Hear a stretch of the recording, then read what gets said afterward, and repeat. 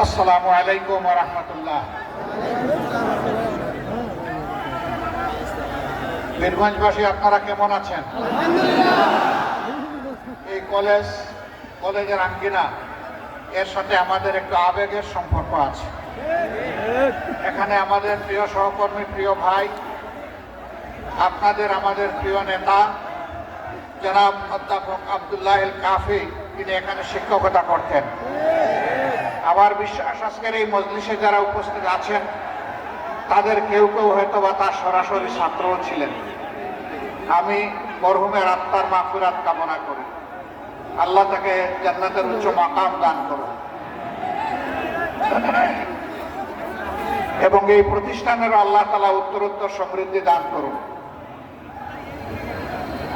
আলহামদুলিল্লাহ রাব্বিল আলামিন ওয়াস সালাতু ওয়াস সালামু আলা রাসূলিহিল কারীম ওয়া আলা আলিহি ওয়া সাহবিহি ওয়া আহলি বাইতি আজমাইন, আম্মা বা'দ। বাংলাদেশ জামাত ইসলামী বীরগঞ্জ উপজেলা কর্তৃক আয়োজিত কলেজ আঙ্গিনার আজকের এই পথসভার সম্মানিত সভাপতি, সম্মানিত বিশেষ অতিথিবৃন্দ, বাংলাদেশ জামাত ইসলামের দুইজন অ্যাসিস্ট্যান্ট সেক্রেটারি জেনারেল যথাক্রমে মৌলানা রফিকুল ইসলাম খান এবং মৌলানা আবুল হাসানাত মোহাম্মদ আব্দুল হালিম, কর্ম পরিষদ সদস্যদের মধ্যে উপস্থিত আছেন জনাব মৌলানা মমতাজ উদ্দিন আহমদ এবং মাহবুবুর রহমান বেলাল, মঞ্চে বসা জেলা এবং এই অঞ্চলের অন্যান্য নেতৃবৃন্দ, উপজেলা নেতৃবৃন্দ, প্রিয় বীরগঞ্জবাসী এবং আমার সামাজিক বন্ধুরা, শীতের আজকের এই সকালে খোলার দিনে অফিস আদালত সর্বত্র খোলা, আপনারা ত্যাগ স্বীকার করে এখানে এসেছেন। এই জন্য আমি বাংলাদেশ জামাত ইসলামের পক্ষ থেকে আপনাদের প্রতি কৃতজ্ঞতা জ্ঞাপন করছি। আল্লাহ তাআলা আপনাদের এই সময়ের ত্যাগকে কবুল করুন এবং এর বারাকাও আল্লাহ তাআলা দুনিয়া আখিরাতে আপনাদেরকে দান করুন। বাংলাদেশ আমাদের প্রিয় জন্মভূমি। আল্লাহ তাআলাই মেহেরবানি করে এই দেশে আমাদেরকে পয়দা করেছেন। পৃথিবীর মানচিত্রে অতি ছোট্ট একটি দেশ। বিশ্বের কোনো দেশ আমাদের চাইতে 50 গুণ বড়, পাশের দেশ আমাদের চাইতে কমপক্ষে 26 গুণ বড়। ছোট্ট একটি দেশ, বিপুল সংখ্যক জনসংখ্যা, 18 কোটি মানুষ কম বেশি আমরা এই দেশে বসবাস করি। এখানে ইসলাম ধর্ম আছে, মুসলমানরা আছে, হিন্দু বন্ধু ভাইয়েরা আছেন, বোনেরা আছেন, বৌদ্ধ সম্প্রদায়ের ভাই বোনেরা আছেন, খ্রিস্টান সম্প্রদায়ের ভাই বোনেরা আছেন। যুগ যুগ ধরে আমরা সাম্প্রদায়িক সম্প্রীতি আর ভালোবাসা নিয়ে পরস্পরের পাশাপাশি আছি। কিন্তু মাঝে মধ্যে কেউ কেউ সাম্প্রদায়িক উস্কানি দিয়ে বাংলাদেশের এই সৌন্দর্যকে নষ্ট করতে চান। এখানে সংখ্যাগুরু এবং সংখ্যালঘু বলে এই দেশকে দুই ভাগে ভাগ করে পরস্পরের মুখামুখি করে রেখেছে। এখানে স্বাধীনতার পক্ষ বিপক্ষ শক্তি বলে আরেকটা ভাগ করা হয়েছে। ছোট দেশ, এত বড় ভাগ, এই দেশটি যাবে কোথায়? দুনিয়ার ইতিহাসে এমন কোন দুঃখিত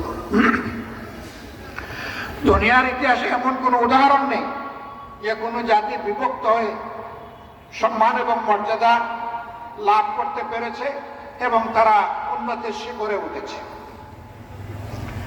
বরঞ্চ বিভক্ত জাতি বিশৃঙ্খল থাকে, আর যারা বিশৃঙ্খল থাকে তাদের মাথার উপর বাকি সবাই কাঁঠাল ভেঙে খায়।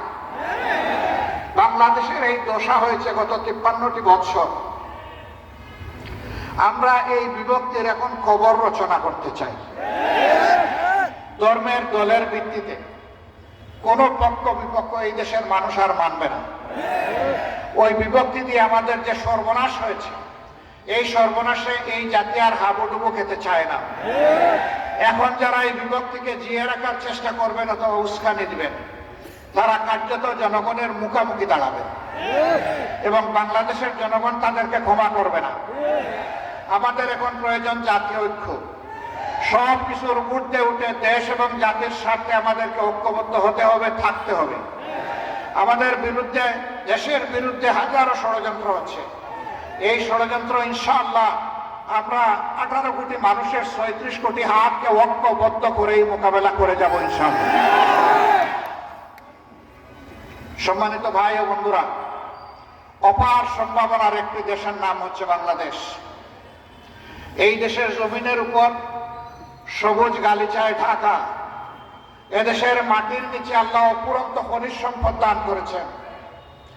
এদেশের পানিতে আল্লাহ তাআলা জলজ সম্পদ দান করেছেন।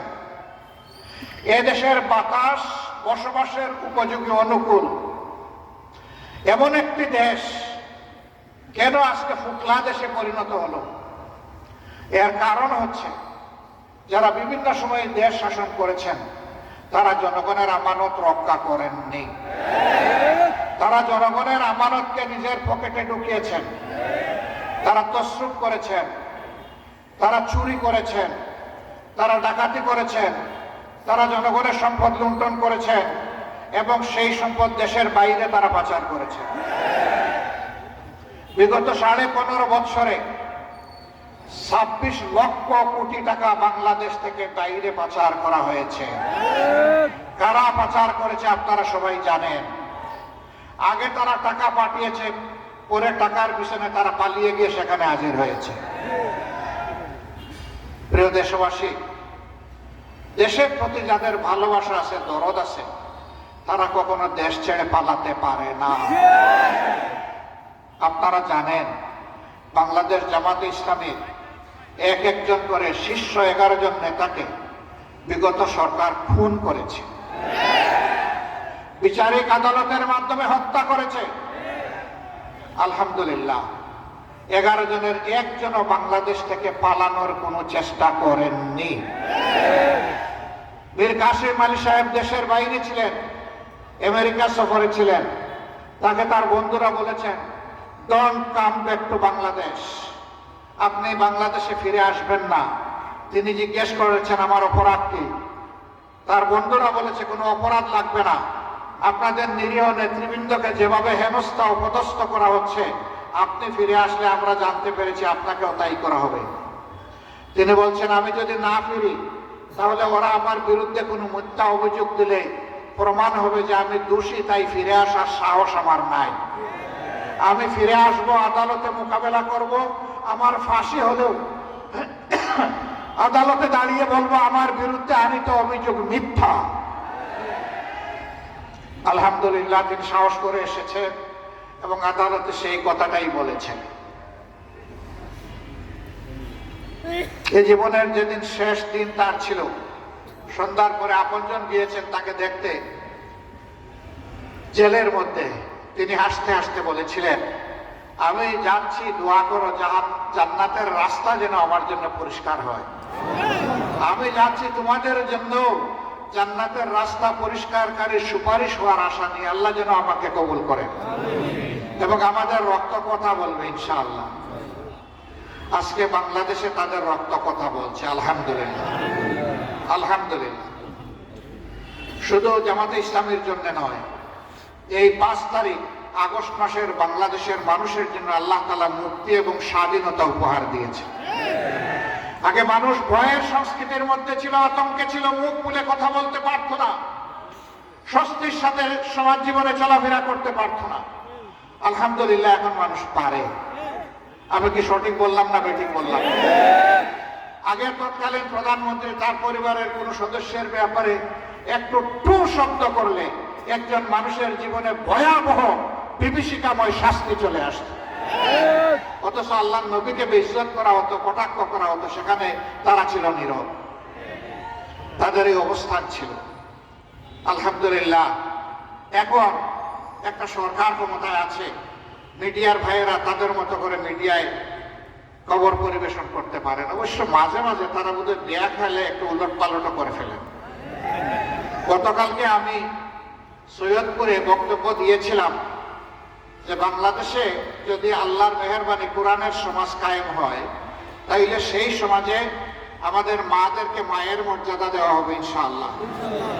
তারা গর্বের সাথে, ইজ্জতের সাথে, নিরাপত্তার সাথে এই দেশে বসবাস করবেন এবং কর্মক্ষেত্রে তারা যার যার আগ্রহ আছে, যাদের অভিজ্ঞতা আছে, দক্ষতা আছে, তারা সেখানে সমাজ উন্নয়নে ভূমিকাও রাখবেন। পোশাকের ব্যাপারে বলেছিলাম যে জোর করে আমরা কাউকে পোশাক পরাবো না। আমরা এমন শিক্ষা ব্যবস্থা গড়ে তুলব যে প্রত্যেকটি মা শালীন মার্জিত পোশাক পরে তারা গর্ব অনুভব করবে। একটা টেলিভিশন চ্যানেল, তারা দেখলাম যে আমি রাত্রে যখন খবর পর্যবেক্ষণ করছিলাম, দেখলাম তারা খবর দিয়েছেন, হেডলাইন করেছেন যে জামাতের আমির বলেছেন মেয়েরা ইচ্ছা মতো পোশাক পরতে পারবে। আমি বললাম কি, উনি বুঝলেন কি আর উনি লিখলেন কি? পরে আমি দেখলাম যে ওখানে সংবাদ পাঠকের কথাটা আমি শুনি। এখন দেখি সংবাদ পাঠক আমি যা বলেছি তিনি তাই বলছেন। তাহলে আপনি উল্টাপাল্টা লিখে জাতিকে বিভ্রান্ত করলেন কেন? একটা দায়িত্বশীল চ্যানেল তো এই কাজ করতে পারে না। সংবাদপত্রকে বলা হয় জাতির চতুর্থ স্তম্ভ। সংসদ, বিচার বিভাগ এবং প্রশাসনের পরেই সংবাদপত্রের অবস্থান। সংবাদ মাধ্যমকে বলা হয় জাতির আয়না। সেই সাংবাদিক বন্ধুদেরকে বলা হয় জাতির বিবেক। আমাদের অনুরোধ, আয়নাকে আয়নার জায়গায়, বিবেককে বিবেকের জায়গায় লাগাবেন। তবে হ্যাঁ, জামাত ইসলামী একটা দায়িত্বশীল সংগঠন, এই সমাজের পরিবর্তন চায় ন্যায় এবং ইনসাফের ভিত্তিতে। জামাতের কোনো কর্মকাণ্ড, কোনো কর্মসূচি, কোনো বক্তব্য এটি যদি গণস্বার্থের বিরুদ্ধে হয় অবশ্যই আপনারা আমাদের সমালোচনা করবেন, আমাদেরকে ছাড় দিবেন না। কিন্তু যে কথাটি আমরা বলিনি, মেহরবানি করে আমাদের নামে এই কথাটা প্রচার করবেন না। আপনার কথা যদি হয় আপনার নামে প্রচার করুন, আমাদের নামে না। আমি আশা করব দুই একজন সাংবাদিক এবং দুই একটা চ্যানেলের কারণে আমাদের সংবাদ মাধ্যমগুলোকে তারা বিপদে ফেলবেন না। বাকিরা তারা দায়িত্বশীলতার পরিচয় দেন, আমি তাদেরকে মোবারকবাদ জানাই। আপনাদের প্রতি আমাদের অনুরোধ, আপনারা সমাজকে পর্যবেক্ষণ করেন। সমাজের দুই শ্রেণীর মানুষকে চতুর্দিক থেকে দেখতে হয়, একটা রাজনীতিবিদ আর একটা সাংবাদিক। চতুর্দিক থেকে না দেখলে দেখা পূর্ণতা পায় না। যেহেতু আপনারা সমাজের ওয়াচডগ, সেই কারণে আপনারা চতুর্দিক থেকে দেখে সবকিছু তুলে আনবেন। সমাজে যা কিছু কুৎসিত, নোংরা, সেটাকে আপনারা কালো বলবেন।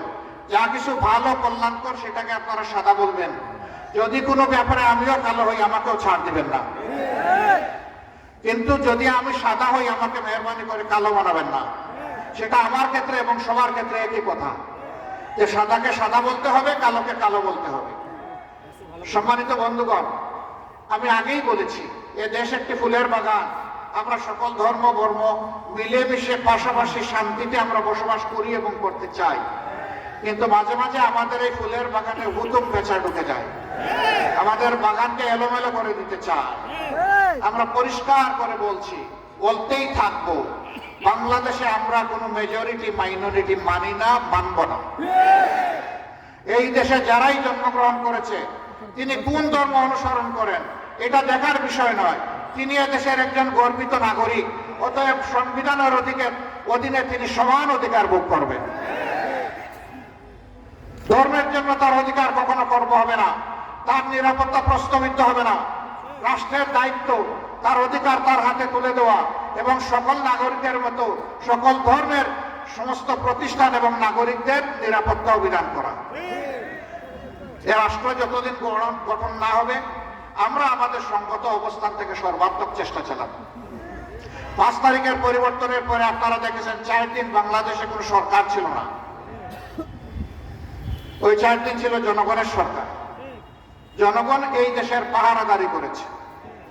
থানায় পুলিশ ছিল না, কোর্ট কাছারিতে বিচারক ছিলেন না, অফিস আদালত অফিসে কোনো কর্মকর্তা কর্মচারী ছিলেন না। সেই 4টা দিন বাংলাদেশের মানুষ দায়িত্বশীলতার পরিচয় দিয়ে তারা পাহারাদারি করেছে, তারা সমাজে শান্তি অক্ষুণ্ণ রেখেছে। আমরা 18 কোটি মানুষকে এই জন্য মোবারকবাদ জানাই। পতিত স্বৈরাচারের একজন পাওয়ারফুল মিনিস্টার, তিনি বলেছিলেন আওয়ামী লীগ সরকারের পতন হলে 2 দিনে 5 লক্ষ মানুষকে খুন করা হবে। 2 দিনে কি বাংলাদেশে 5 লক্ষ মানুষ 5 তারিখ 6 তারিখ খুন হয়েছে? হয়নি। তারা দায়িত্ব জ্ঞানহীন হলেও বাংলাদেশের মানুষ দায়িত্বশীল আচরণ করেছে। দেশকে মানুষ ভালোবাসে। এই দেশের শান্তি বিঘ্নিত হলে আমারও শান্তি বিঘ্নিত হবে। আমি কেন আমার শান্তি বিঘ্নিত করতে চাইব? এই জন্য বাংলাদেশের মানুষ যে দায়িত্বশীলতার পরিচয় দিয়ে এলো, আফসোস 15 বছরের 16 বছরের সরকার সেই পরিচয় দিতে পারলো না, বরঞ্চ ক্ষমতার শেষ দিন পর্যন্ত তারা মানুষ খুন করলো, বেপরোয়াভাবে খুন করলো। আমাদের বুক থেকে যুবক যুবতীদেরকে কেড়ে নিল, অসংখ্য যুবক যুবতীদেরকে পঙ্গু বানালো। সম্মানিত ভাইয়েরা, আমরা আশা করব দেশবাসী, যতদিন আল্লাহ দুনিয়া টিকিয়ে রেখেছেন, আল্লাহ যেন এই দেশের স্বাধীনতা সার্বভৌমত্ব টিকিয়ে রাখে, এবং ততদিন যেন আমরা দায়িত্বশীলতার পরিচয় দিয়ে যেতে পারি। আফসোসের বিষয়, এখন এদের বিচারের কাঠগড়ায় দাঁড় করানো, এটি হচ্ছে ন্যায্যতার দাবি। একজন ক্ষতিগ্রস্ত মানুষ, যার আপনজন খুন হয়েছে, গুম হয়েছে, আয়নাগরের বাসিন্দা হয়েছে, পঙ্গু হয়েছে, চাকরি হারিয়েছে, তাকে অপদস্থ করা হয়েছে, তার ন্যায় বিচার পাওয়া তার অধিকার। সেই ন্যায় বিচার অবশ্যই নিশ্চিত করতে হবে। যে সন্তানেরা আমাদেরকে স্বাধীনতা এনে দিল, এই দেশের মানুষই একটা মুক্ত পরিবেশ উপহার দিল, আজকে সেই সন্তানদেরকে আমরা চুমু দেব, চুমু চুমু। আমাদের অন্তরে তাদের আসন হবে ভালোবাসা, শ্রদ্ধা এবং কৃতজ্ঞতা। কারণ 15.5 বছর নির্যাতিত হয়ে আমরা রাজনৈতিক দলগুলো প্রতিবাদ করেছি, আন্দোলন করেছি, কিন্তু স্বৈরাচারী সরকারের পতন আমরা ঘটাতে পারি নাই। সেই পতন ঘটেছে আমাদের ছেলে মেয়েদের আন্দোলনে, তাদের নেতৃত্বে, তাদের হাতে, তাদের সাথে আমরা সারা দেশ পাশে ছিলাম, কিন্তু নেতৃত্বের অগ্রভাগে তারাই ছিল। এটা আমাদের গর্বের। আমি প্রধান উপদেষ্টাকে ধন্যবাদ জানাই। তিনি বলেছেন 18 নয় 17 বছর বয়স পর্যন্ত যাদের বয়স হয়েছে, এবারকার ভোটার তালিকায় তাদের অন্তর্ভুক্ত হওয়া প্রয়োজন। কেউ কেউ বলছেন না, এটা আমরা মানি না। কেন আপনি মানেন না? রাস্তায় তো নামিয়ে এরাই তো স্বাধীনতা এনে দিয়েছে। বুক পেতে দিয়ে বলেছে, বুকের ভিতরে তুমুল ঝড়, বুক পেতেছি, গুলি কর।